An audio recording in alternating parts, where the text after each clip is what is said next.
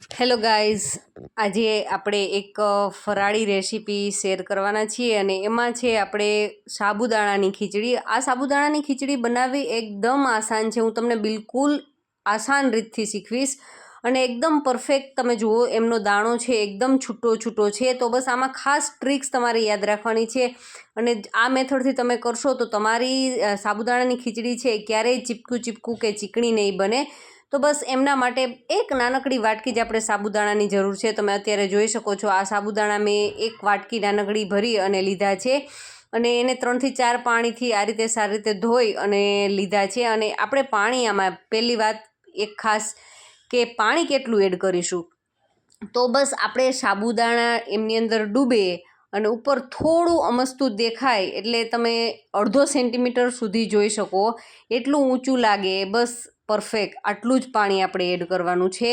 અને તમારે જો સવારે બનાવવી હોય ટિફિનમાં મૂકવા માટે તો તમારે રાત્રે સાબુદાણા પલાળી દેવાના છે અને બપોરે ખાવા માટે કરવી હોય તો સવારે પલાળી દેવાના. ટૂંકમાં આપણે 7 થી 8 કલાક માટે પલાળશું એટલે પરફેક્ટ સાબુદાણા પલળી અને તૈયાર થઈ જશે. તમે અત્યારે જોઈ શકો છો પાણી એમનું બિલકુલ શોષાઈ ગયું છે અને સાબુદાણામાં જો પાણીનો ભાગ બિલકુલ જ નથી દેખાતો અને એકદમ છૂટા છૂટા જ આપણા સાબુદાણા છે એ તૈયાર થયા છે. તો બસ આટલું જ પાણી એડ કરશો એટલે પરફેક્ટ સાબુદાણા પલળશે. એ પહેલી ટ્રીક છે.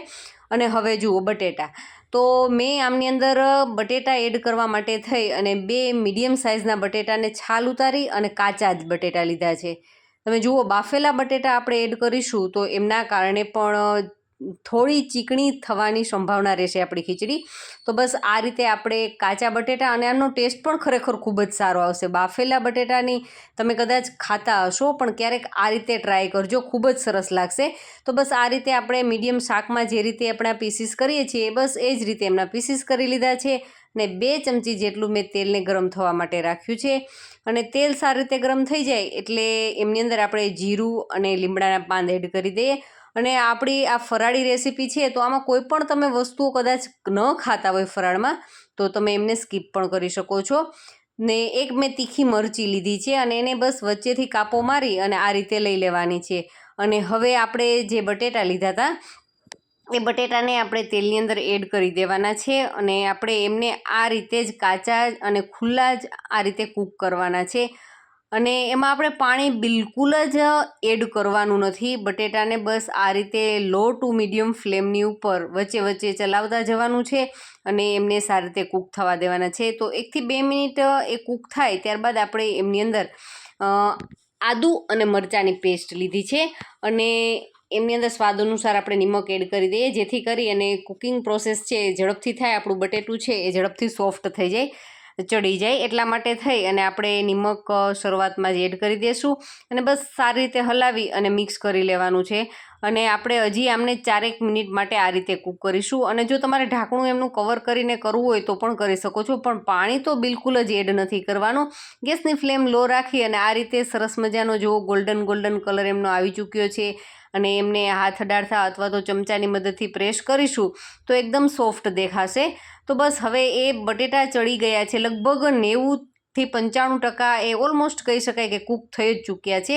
તો એ બેઝ ઉપર આપણે આપણા સાબુદાણા છે એ એડ કરવાના છે અને એમને હળવે હળવે એડ કરીશું જેથી કરીને નીચે કદાચ અડધી ચમચી જેટલું પણ પાણી હોય તો એ પણ પાણી આપણે આમની અંદર એડ નહીં થવા દઈએ. અને બસ આપણે એમને હળવે હળવે ઉપરથી નીચે સુધી સારી રીતે મિક્સ કરી લેવાનું છે અને આપણા સાબુદાણાને પણ આ જ રીતે આપણે કૂક થવા દેવાના છે, પાણી વગર જ. અને જો પાણી એડ કરીશું ને તો એમના કારણે થોડીક આપણે ચિકાસ છે એ ખીચડીની અંદર દેખાશે. પણ આપણે આ રીતે જ એકદમ લો ફ્લેમની ઉપર કૂક કરીશું એટલે સાબુદાણાને કૂક થતાં બિલકુલ જ સમય નહીં લાગે, એકદમ આસાનીથી એ કૂક થઈ જશે. અને હવે એમની અંદર આપણે સ્વાદ અનુસાર મરી પાવડર એડ કરવાનો છે. અને જો તમને બાળકો માટે બનાવતા હોય તો તીખાશ તમે આમાંથી ઓછી કરવી હોય તો પણ કરી શકો છો. અને થોડુંક આપણા ટેસ્ટને ગળ્યો અને ખાટો કરવા માટે થઈ અને મેં થોડું એવો સાકર પાવડર એડ કર્યો છે અને અડધા લીંબુનો રસ એડ કર્યો છે. એ પણ બિલકુલ ઓપ્શનલ છે. જો તમને સ્વીટનેસ ન ગમતી હોય તો એ બિલકુલ તમે સ્કીપ કરી શકો છો. અને લીંબુનો રસ એડ કરશો તો પણ આપણી સાબુદાણા છે એકદમ છૂટા છૂટા થશે, તો એ ખાસ એડ કરવો જરૂરી છે. અને હવે 2 મિનિટ માટે આપણે એમનું ઢાંકણ આ રીતે ઢાંકી અને કૂક થવા દેશું તો તમે જોઈ શકો છો આપણા સાબુદાણા છે એ પારદર્શક થોડા થોડા થવા જ લાગ્યા છે. એ આરપાર દેખાય એ રીતના થઈ જાય એટલે એ પરફેક્ટ કૂક થઈ ગયા સમજી લેવાનું છે. પણ હજુ આપણે એમને કૂક કરીએ એમની પહેલાં મેં એમની અંદર શેકેલા સિંગદાણાનો ભૂકો એડ કર્યો છે. તો 2 ચમચી જેટલો આપણે શેકેલા સિંગદાણાનો અધકચરા વાટીને જ એડ કરીશું. તો એ ખરેખર ખૂબ જ ટેસ્ટી લાગશે.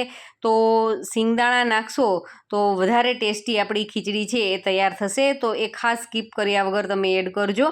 અને હવે આપણે એમનું ઢાંકણ ઢાંકી અને એમને લગભગ 2 થી 3 મિનિટ માટે આ રીતે ઢાંકી અને કૂક કરીશું. અને લો ફ્લેમ રાખીશું એટલે એકદમ આસાનીથી તમે જુઓ ખૂબ જ સરસ પારદર્શક થઈ ચૂકી છે આપણી ખીચડી છે. અને તમે જોઈ શકો એ ઓલમોસ્ટ કૂક પણ થઈ ગઈ છે. તો હવે આપણે એમને ઝાઝી વાર નહીં પણ અડધીક મિનિટ માટે આ રીતે કૂક કરીશું. અને એમની અંદર ધાણા ભાજી તો કઈ રીતે ભૂલી શકાય, તો થોડી એવી આપણે એમની અંદર ધાણા ભાજી એડ કરી અને આપણી ખીચડીને સારી રીતે હલાવીને મિક્સ કરી લેશું. જો મિત્રો તમને મારા વિડીયો ગમતા હોય તો પ્લીઝ વિડીયોને લાઇક જરૂરથી કરજો. અને ચેનલને હજુ સુધી સબસ્ક્રાઈબ ન કરી હોય તો ચેનલને પણ જરૂરથી સબસ્ક્રાઈબ કરી લેજો. અને જો આ બેઝ ઉપર ગેસની ફ્લેમ મેં બંધ કરી દીધી છે. અને એ બાદ ગેસની ફ્લેમ બંધ કરી ચૂક્યા બાદ એમને 3 મિનિટ માટે મેં ખીચડી અને ઢાંકીને રાખી છે. આ પ્રોસેસ તમે ખાસ કરજો જેથી કરી અને સાબુદાણો જરાક પણ ચોટેલો તમને લાગતો હશે તો પણ તમે જોશો 3 થી 4 મિનિટના સમય બાદ એકદમ છૂટો દાણો એમનો આ રીતનો તૈયાર થઈ જશે. તો તમે પણ એકવાર જરૂરથી આ સાબુદાણાની ખીચડી આ રીતે બનાવવાની ટ્રાય કરજો અને મને કમેન્ટ કરજો કે તમારી ખીચડી કેવી તૈયાર થઈ હતી. Thank you for watching this videos.